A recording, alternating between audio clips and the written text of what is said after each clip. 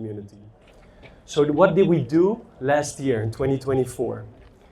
Es la KvK Kemmerling, presidente re-electo de Cámara de Comercio para 2025.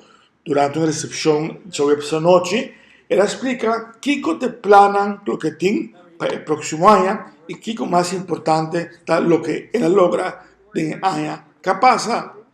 I think 1 year is not enough to do this role. You need more time, and that's why I wanted to continue. When I started, I found it very important to create a strategic plan, and I came up with the keyword connect.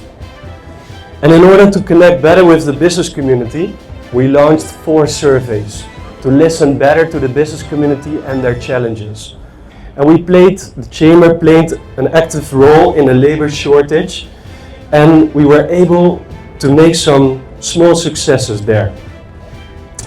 As well, we connected abroad. So we participated in the Invest in Aruba summit, where we attracted Dutch investors to come to the island and invest in Aruba.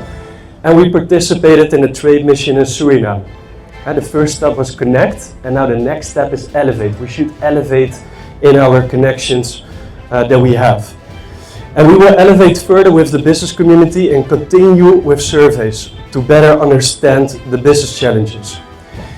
We will create industry-specific focus groups with the business community so we can listen better to them and their challenges. We will launch as well a platform that will be named Voice with the Board. And this will be a platform so the business community can basically share their concerns right away with the board.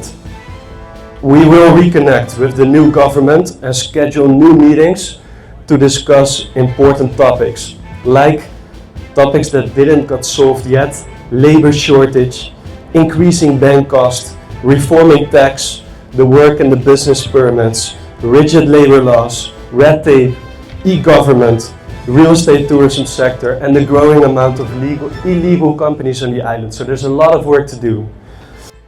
Meneer Kemmerling te bisa, terabouting.